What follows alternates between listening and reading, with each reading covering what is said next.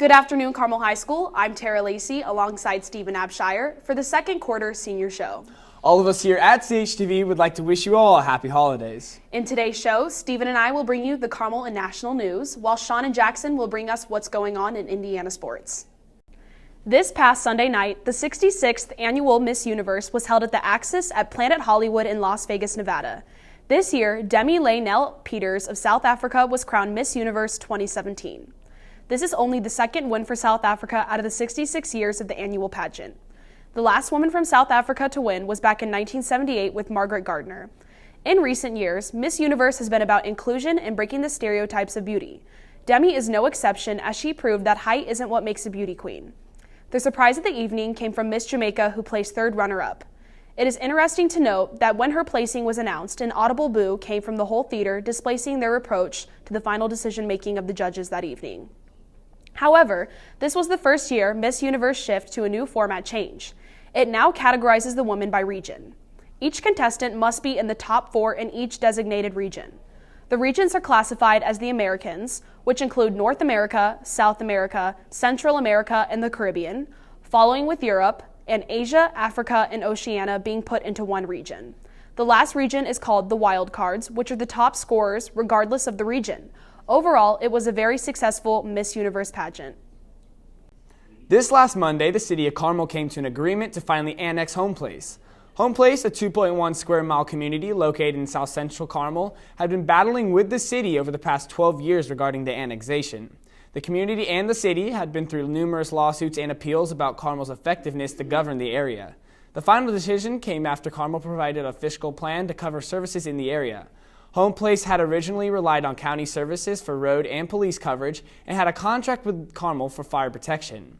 Mayor Brainerd said, quote, "We are one community with one public school system, one library system, a fire department that serves both the city and the township. Everyone should be part of the community, the city of Carmel." The annexation will come into effect January 1st, 2018. As many of the students here in Carmel plan for their future, some students have decided to take a different route rather than college. The two of us sat down with one such student about the option Carmel offers and about his future. I'm Charlie Connors, and I plan on being a paramedic firefighter.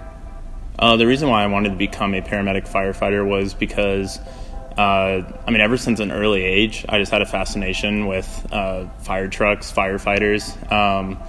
Always visited the firehouse, and so from that age, I kind of figured out that I had this passion to help people. I wanted to make a difference wherever I lived, and I just kind of figured out that being a firefighter was the best way to do that. Well, I enrolled at JEL, which is the J. Everett Light Center by North Central, and so training started, right out of the gate.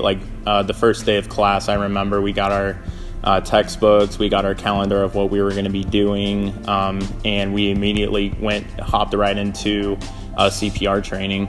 And then now we're already starting how to treat shock, how to load and unload a patient out of an ambulance, and how to help the trauma nurses at a hospital.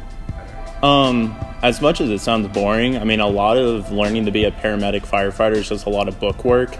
You have to learn a lot about the human body, anatomy, just basic life-saving skills that comes, really from the book. The second best way to learn is just by doing it. Repetition, to learn CPR, to learn stretcher cot movements, to learn when to administer medicine. that just comes from practice. When I was shadowing the Indianapolis East Side, I didn't really get a whole lot of hands-on, but whenever they needed someone to step in and help them with compressions for CPR, I could step in since I was certified and bag them, which means I was just administering air to them. There's also, through the JEL course that I'm taking, we'll be able to do a couple of ride-alongs, but we'll also be able to do clinicals, which is where we'll go into Eskenazi Health. And Eskenazi Health is a very teaching hospital, so I'll be able to go into the level 1 trauma units, and my instructor has had actually her students be pulled aside to help them when a patient's going into cardiac arrest, help them do CPR on them and all this. So I don't have that much hands-on training right now, but I will be able to get some later on through the course. So definitely when you're from Carmel, there's this cultural boundary, this cultural bubble, and you don't really get to see, how the other half lives. I would say I'm very privileged here in Carmel to be living here. But when I go over to the east side of Indianapolis, I know, I saw a bunch of, drug overdose and domestic violence and gang violence. And I think that just struck me as, we live in, I think a lot of people like to think that Indiana is this quiet cornfield state, but, in reality, there's a lot of poverty and violence that goes on, especially, just in our backyard of Carmel. I see all this stuff on movies and TV shows, and I would never think that I would ever see it in real life, but through doing all these ride-alongs, I've seen a lot of stuff that I think most high schoolers would find shocking, horrifying, in that sense. Well, I would not recommend this job to everyone, just because there are a lot of stuff that you will see. I mean, it's inevitable that you will see some stuff that will really get under your skin, and a lot of stuff can go wrong. So I think definitely I was scared, but at the same time it was this healthy adrenaline rush that I was saying, this is what I want to do as a career.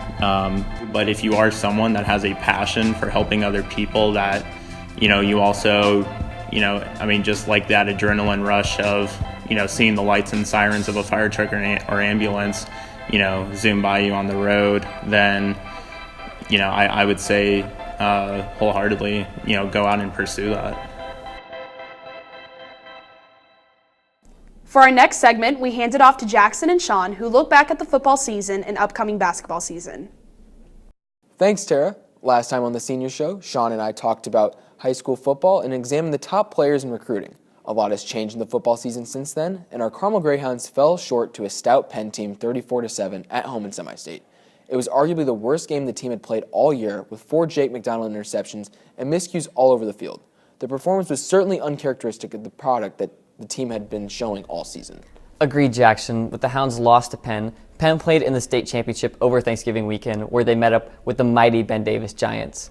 The Giants came into the game sporting an undefeated record and countless dominant wins.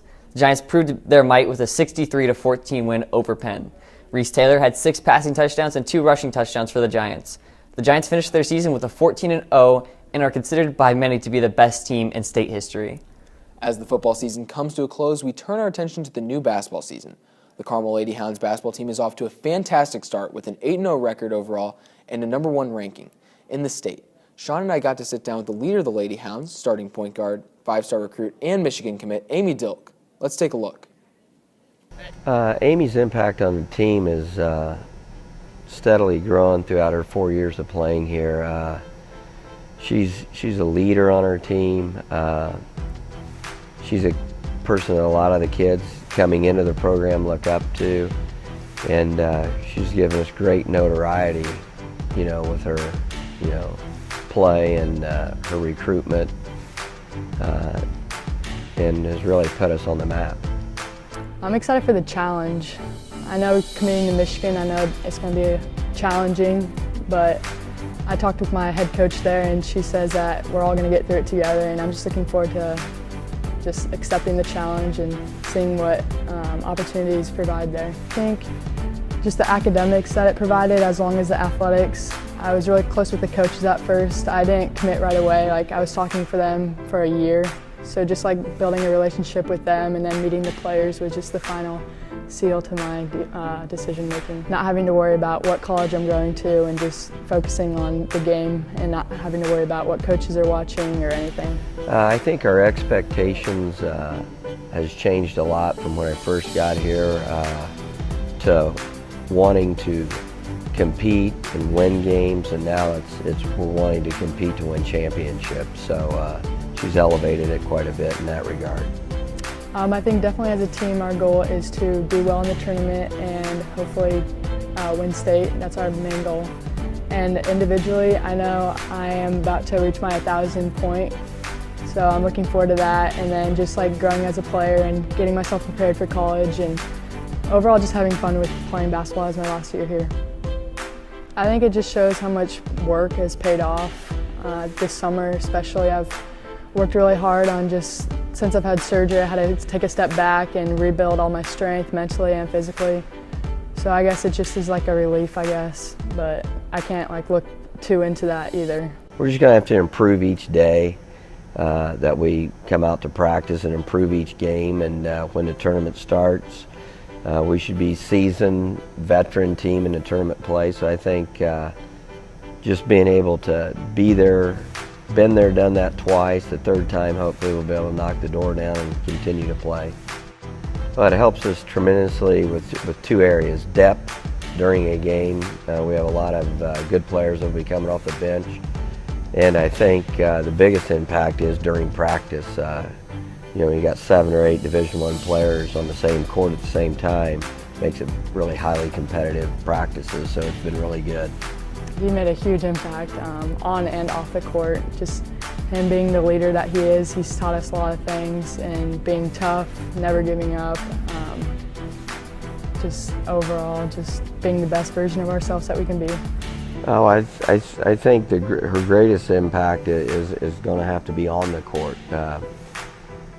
Not that off the court doesn't count, but she's going to have to, we lost a really good senior leader last year in Olivia Christie, and someone's got to take that role, and hopefully it's your point guard who's the quarterback of your team. So, definitely on the court's going to have to be good. I personally am good at leading by example. Coach wants me to lead by vocal, and I'm working on that, but right now I'm leading by example, but that's what I look forward to.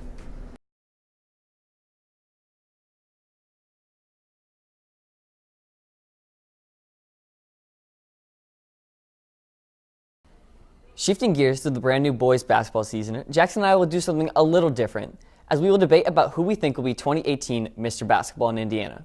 There's a slight catch though. We are going to be arguing as if New Albany point guard Romeo Langford was not in the class of 2018 because Langford is the obvious favorite. I know the season just began, but it is just a testament of how good he really is. Through 2 games of his senior season, he is averaging 36 points, including a 48-point game against Charlestown. This is definitely a talented senior class in the state, but you're right, Sean. He's just that much better. Many consider Langford to have been the best player in the state since his sophomore year. Anyways, for the players we will be arguing for, Sean will argue for McCutcheon point guard and Indiana commit Robert Finnessy, and I'll be arguing for fellow Indiana commit and South Bend Riley forward Demezi Anderson. Stephen will be our moderator as well. Stephen, would you mind explaining the rules? Sure thing. I'm going to give each of you 60 seconds to debate in favor of your player, and then we will have a rebuttal round for each of you that will also last 60 seconds. After both the arguments and rebuttals, I will decide who I think won the debate. Jackson, we will start with you.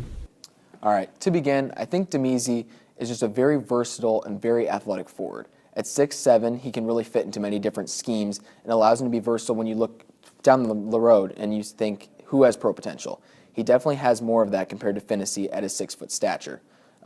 Anderson's also a great scorer, averaging 24 points per game as a junior, relentless rebounder, averaging 7.6 boards as a junior. And the other thing about Anderson is he played in the EYBL over the summer, the Nike EYBL, which is a higher level AAU circuit compared to Adidas' circuit. And when you compare the two stats of the season, Anderson averaged 12.9 points per game and shot 47.5% from the field, compared to Finnessy's 11.9 points per game and 35.7% shooting from the field. So a little bit worse in a worse field. In addition, Anderson, in the 24/7 Sports Composite rankings for basketball players in 2018, is ranked at number 95 compared to Finnessy at number 108. So I really just think that they're both great players, but in the end, Anderson's just a little bit better. Thank you, Jackson. And Sean, would you like your opening response? Well, of course, you have to realize Demezi's physique and the abilities that he has. But Finnessy being a smaller guard, he's forced to have more skills, work on his fundamentals, and be a better overall player in that regard. He's a 5'11", 6-foot guard, depending on what you're reading at, but he's praised highly for being an old-school kind of point guard. He has great passing abilities, and his defense is unknown to other players. He's a great two-way player, which in this type of day and age is extremely valuable to a team. And the fact is, he makes everyone better around him. He's working on a McCutcheon team, which plays a tougher schedule, and he makes everyone better around him. Looking at his stats over time, too, from his freshman to his junior year last year, where he averaged about 20 points, 6.5 assists, 5 rebounds, and 3 steals. He's grown exponentially in every single stat line over time, and that's just a testament to the work ethic and the true potential that he really has as a player. So though he might not have the same physical gifts that Demizi may have, he has just shown that he's a great basketball player that keeps on growing and has a high ceiling. All right, thank you, Sean. Jackson, you can now start your 60-second rebuttal. Once again, I do think Finney is a phenomenal player, both really great overall guys. But when we're looking at who's going to win Mr. Basketball for 2018, I think it really comes down to team success. And that's certainly something Finney has had a lot of over his years, but the committee for who decides Mr. Basketball really puts into factor senior season success. And over the last couple of years, Finney has had a lot of help, including the likes of Hayden Deaton, Darnell Blackman, Eddie Collins, and many others who have helped them make to regionals the last 3 years. But this year, he loses everyone from his rotation but one player, and we're already seeing that as his senior season is folding out, he just beat West Lafayette 61-60, a very weak 4A school. So it looks like it's going to be a struggle-filled season for McCutcheon, and especially having Zionsville in their sectional, they might not even make it out. So that's really going to hurt Finney's chances, while you look at Demizi Anderson, sectional, with South Bend Riley at sectional 3, not very strong. Regional isn't very strong, so he's almost guaranteed to make it to semi-state with an easy shot at making it to state if they could win one game. I think that really sets Anderson up well for team success and overall a very good look for the senior season and how the committee reviews that. And I will give you the fact that he's definitely had some help over the years, but I would like to point out that I doubt those players would have been as successful had it not been for Finney helping them to reach that level. And since he had lost most of the big players in his lineup, if he's able to advance his team further and further into the tournament, that's just a testament of what he is as a player. And the more success that he gets in the tournament just raises his chances and his ability to win Mr. Basketball.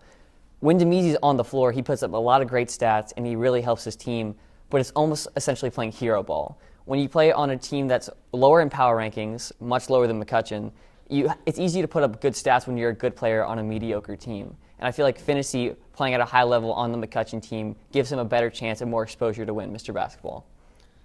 Well, all right, boys. There's a lot to consider here. But what I've come to notice is with Mr. Basketball, it's a lot like NBA MVP. And more than often than not, it comes to the person who's on the team that has the largest impact and the best record. And from this argument, I feel like I have to go with Sean on this because he offered the player who's on a stronger team overall in a higher ranking and has the most impact on his team than what you had to offer, Jackson. No problem at all, Sean. Or Steven. It was just fun to argue with Sean about this. All right. And that's all we have for your sports section today. Now back to you at the desk, Tara. Thanks, guys. That wraps up this quarter's senior show. If you would like to keep up to date with what's happening here at Carmel, you can follow us on Twitter at CHTV or on YouTube at Carmel TV. For all of us here at Carmel, have a great rest of the year.